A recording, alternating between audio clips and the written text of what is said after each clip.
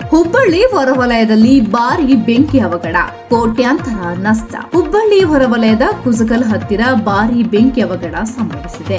ಕುಸಗಲ್ ರಸ್ತೆಯಲ್ಲಿರುವ ಅಬ್ರಹೀಂ ಜೋಸೆಫ್ ಅವರ ಮಾಲೀಕತ್ವದ ಗೋಡನ್ಗೆ ಆಕಸ್ಮಿಕವಾಗಿ ಬೆಂಕಿ ತಗುಲಿ ಭಾರಿ ಪ್ರಮಾಣದಲ್ಲಿ ಹಾನಿಯಾಗಿದೆ. ಗೋಡನ್ನಲ್ಲಿ ಸಂಗ್ರಹಿಸಲಿಟ್ಟ ಎಲೆಕ್ಟ್ರಿಕ್ ವಸ್ತುಗಳು, ಫ್ರಿಡ್ಜ್, ವಾಷಿಂಗ್ ಮೆಷಿನ್ ಸೇರಿದಂತೆ ವಿವಿಧ ವಿದ್ಯುತ್ ಉಪಕರಣಗಳು ಸಂಪೂರ್ಣವಾಗಿ ಸುಟ್ಟು ಕರಕಲಾಗಿದೆ. ಅಂದಾಜು ಸುಮಾರು 12 ಕೋಟಿ ರೂಪಾಯಿ ಮೌಲ್ಯದ ಸಾಮಗ್ರಿಗಳು ಬೆಂಕಿಗೆ ಆಹುತಿಯಾಗಿದೆ. ಘಟನಾ ಸ್ಥಳಕ್ಕೆ ಆಗಮಿಸಿದ ಅಗ್ನಿಶಾಮಕ ದಳದ 4 ವಾಹನಗಳು ಸತತವಾಗಿ ಕಾರ್ಯಾಚರಣೆ ನಡೆಸಿದ್ದು ಬೆಂಕಿ ನಿಯಂತ್ರಿಸಲು ಭಾರಿ ಪ್ರಯತ್ನ ಮುಂದುವರೆಸಿದ್ದಾರೆ. ಗ್ರಾಮೀಣ ಪೊಲೀಸ್ ಸಿಬ್ಬಂದಿಯು ಸ್ಥಳದಲ್ಲಿ ಬಿಗಿ ಬಂದೋಬಸ್ತ್ ಕೈಗೊಂಡಿದ್ದಾರೆ. ಸಂತಸಕರ ಸಂಗತಿ ಎಂದರೆ ಯಾವುದೇ ರೀತಿಯ ಪ್ರಾಣಹಾನಿ ಸಂಭವಿಸಿಲ್ಲ ಎಂದು ಪೊಲೀಸ್ ಮೂಲಗಳು ತಿಳಿಸಿವೆ.